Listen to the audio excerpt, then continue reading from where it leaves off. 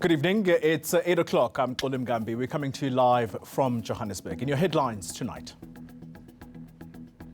Lobbyists welcome the Constitutional Court's ruling, which legalizes lighting up a spliff, but you're only allowed to smoke dacha within the confines of your home. A disturbing video shows just how out of hand school pupils have become. And a Cape Town father is left devastated after 3 children and his wife die in a shack fire.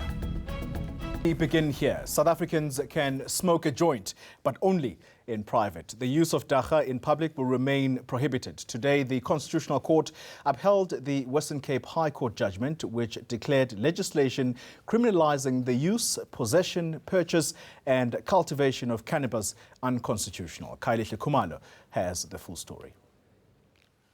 In its judgment, this court concludes that A, Section 4B of the Drugs Act is unconstitutional and therefore invalid to the extent that it prohibits the use or possession of cannabis by an adult in private for that adult's personal consumption in private. Dacha activists could not contain their jubilation inside the corridors of the highest court in the land.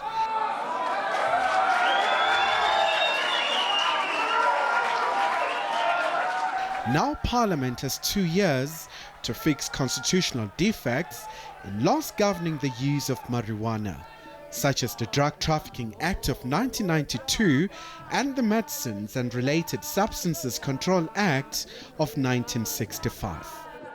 Today's judgment is a vindication for the Rastafari community and the cannabis community that we deserve the right to be who we want to be here in our own homeland, to make use of the tobacco of the indigenous people of this country. And the judgment today represents a victory for choice. But in light of the landmark judgment, there are still some questions about enforcement.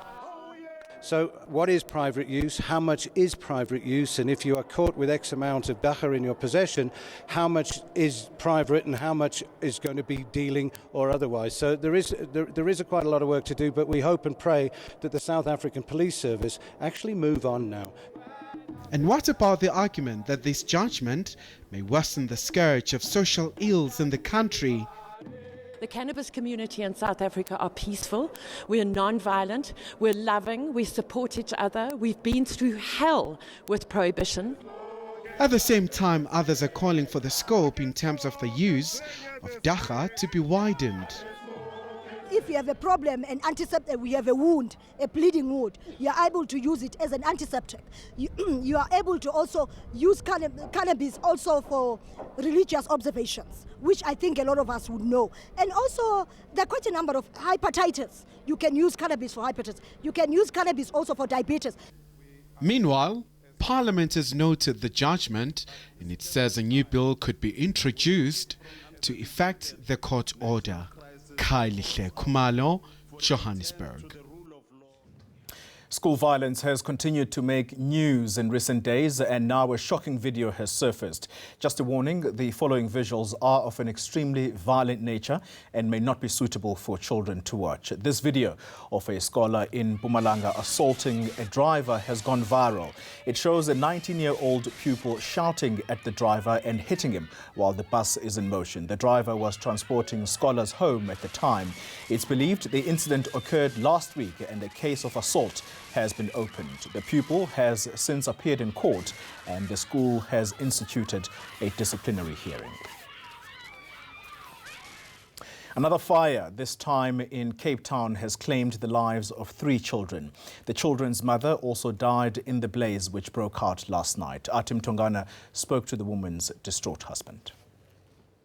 Zibele Mjila has lost his wife, 10-year-old son, 8-year-old daughter and 4-year-old son in a shack fire.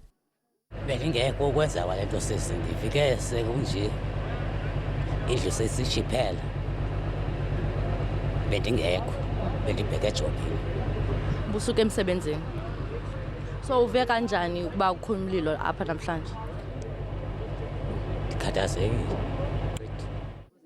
Zibele and his 14-year-old daughter are the only remaining members of the family. The young girl was watching television at a neighbor's house and ran for help when the fire started. These are the remains of the fourth body recovered here at the scene. Family members tell us that 3 of the other body remains were recovered last night. The cause of the fire has not yet been determined. It was so difficult because there was a burglar bar. In the burglar bar, it was so difficult to open it. And then we get a child, a firstborn of our neighbor. He told us that his mother and his siblings are on the upper level. So we tried to break down the fire, but we couldn't get it through there because the fire was so hectic. And then that's how we lost those siblings. Police are now investigating this matter. Tim Tongana, Cape Town. A court will meanwhile decide whether the guardians of the 4 children who died in a fire in Alexandra on Sunday can attend the funeral. 2 sisters appeared in the Alexandra Magistrates Court today on child negligence charges. The Ngubeni family is still coming to terms with the deaths of Nhlanhla, Mbali, Sandile and Amugelani. A memorial service will be held on Wednesday, followed by a funeral on Thursday. The 2 sisters will remain in custody until the 28th of September, when their bail application will be heard. Gauteng Social Development MEC Nandi Mayatula Khoza has called on parents to hand their children over to social services if they feel they can't take care of them. COSATU's largest trade union federation will be led by a woman for the first time, raising hopes that the fight for gender equality will be bolstered. Zingiswa Losi has been nominated unopposed as COSATU president. Reporter Leranzo Temba attended the second day of COSATU's 13th National Congress. An activist, ex-soldier and leader, Zingiswa Losi stands unchallenged to lead COSATU. She's inheriting a shaky trade union federation that's bleeding members and struggling to stay relevant. The rest of COSATU's top leadership has been left unchanged, a move seen to try and bring stability to the federation. With the nomination of Losi, it will give hope to women seeking much-needed improvement in their working conditions and assist in the fight against gender inequalities.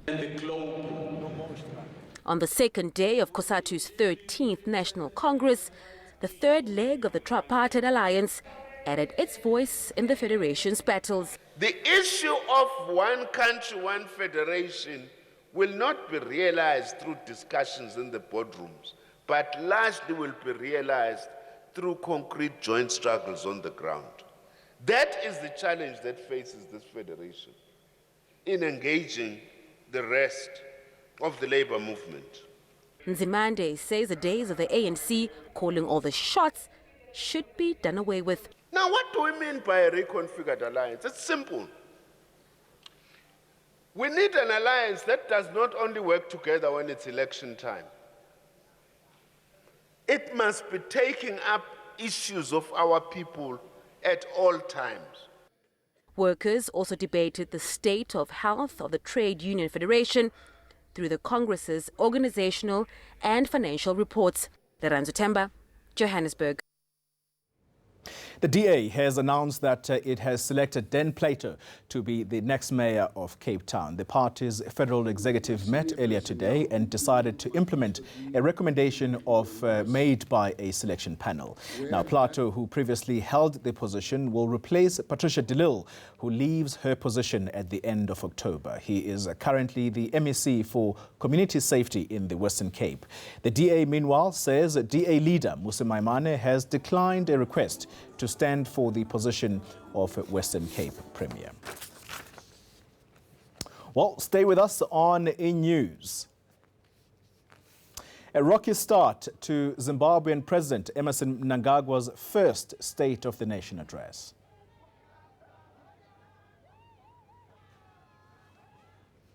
And Mike, you tracking the markets for us? Yeah, that's right, Goli. The rand is on the comeback trail, but how long will it last? And can we avoid another rate hike? That's the big question. We'll crunch the numbers in a moment.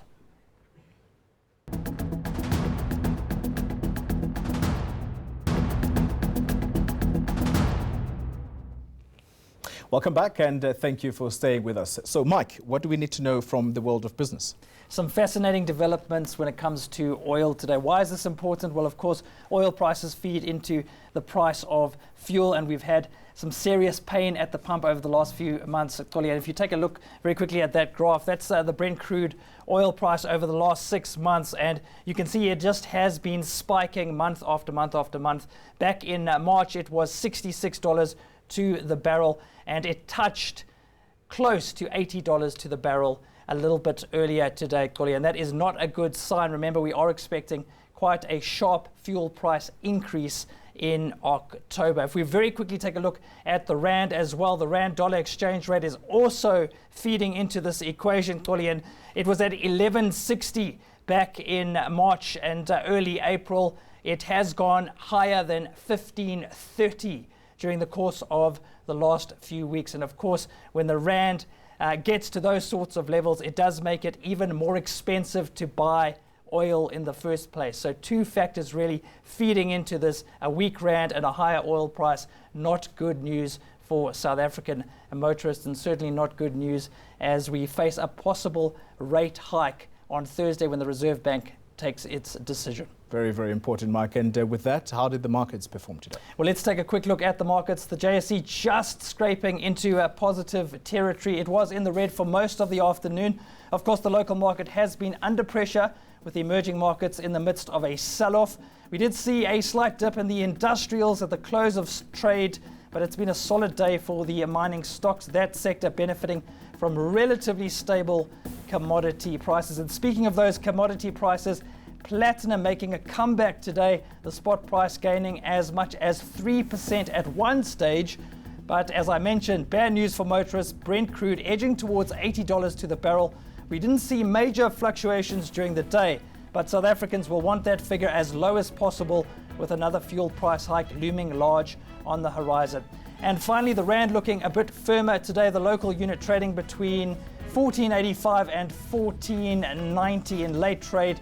It has made some progress after touching 15 to the dollar yesterday, but remember, it was below 12 earlier this year. So looking at the big picture, the rand still under pressure as we head towards that decision by South Africa's Reserve Bank. All right, thank you, Mike. Michael Morelia with that business update. On to other news now. And of course, members of the opposition MDC walked out of the State of the Nation address in Zimbabwe today. The MDC has been disputing the results of the recent polls, which were awarded to ZANU-PF after a court challenge. The opposition again registered their displeasure over what they say have been rigged elections during the speech. They walked out of Parliament in Harare while chanting leader Nelson Chamisa's name. Inside Parliament, President Emmerson Mnangagwa announced that the Reserve Bank has negotiated a $500 million credit line to meet foreign currency requirements.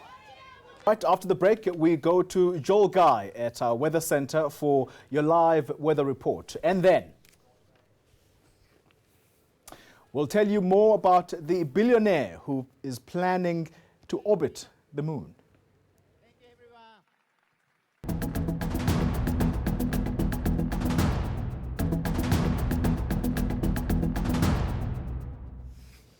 Welcome back. All right, let's go to our weather center now, where Joel Guy is standing by. So, Joel, I'll tell you this much. In Gauteng, it's a scorcher.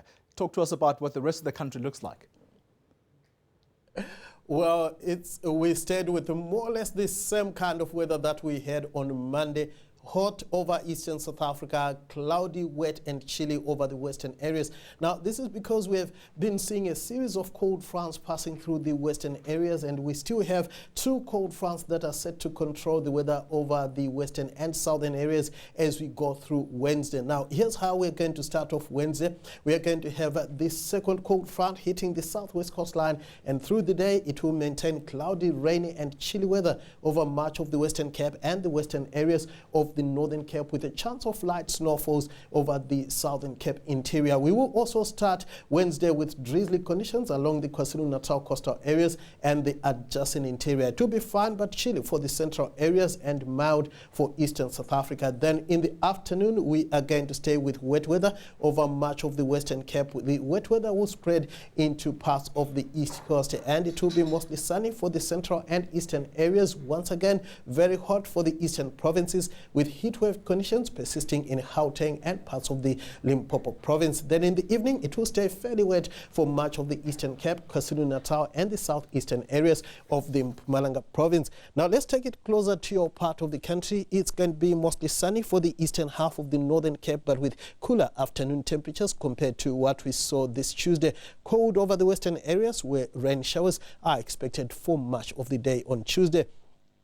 And then in the Western Cape, it will be cloudy, rainy and chilly. Once again, most areas over the interior struggling to reach the lower teens. Cape Town will manage a high of around 15 degrees. We're also going to see rain showers for parts of the Eastern Cape. It's going to be chilly for the western sections, but mild for the northeastern parts where partly cloudy skies are expected.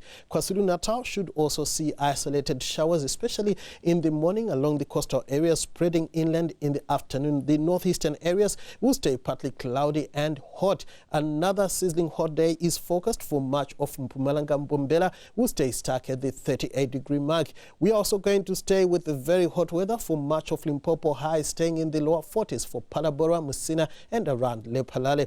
A sunny and hot day is also forecast over much of the northwest, where highs in the mid-30s are expected. We are going to see more of sunshine than cloud over the Free State, Welkom and Bethlehem, peaking at around 29 degrees. Gauteng will continue to have heatwave conditions. Pretoria making it to 36 on Wednesday afternoon. Now on Thursday, we are going to have partly cloud and dry conditions for the western areas. It will be cloud and rainy in KwaZulu-Natal. And we end the work week with thundershowers extending from the Northern Cape through the Free State into parts of KwaZulu-Natal. That's all from the Weather Center for now. Have a great one. All right. Thank you, Joel. I wish I were in the province that you're in right now, in the Western Cape. Thank you to Joel Guy for that weather update. All right. Finally, the highest flyer of the day is Japanese businessman Yusaku Misawa. He will be the first person to orbit the moon since the Apollo missions ended in 1972. Misawa was named by Elon Musk as the first successful bidder for a round-the-moon trip planned for 2023. Now, Misawa, who was a drummer in a punk rock band before launching online fashion retailer Zaza, says he will invite artists to go with him. Now, Musk is not revealing how much of a deposit Misawa paid, but he says it will go a long way in funding SpaceX's Big Falcon rocket. All right, let's recap your top stories this evening. Lobbyists welcome the Constitutional Court's ruling, which legalizes lighting up a spliff, but you're only allowed to smoke dagga within the confines of your own home. A disturbing video shows just how out of hand some school pupils have become. From me and the team, it's a good night.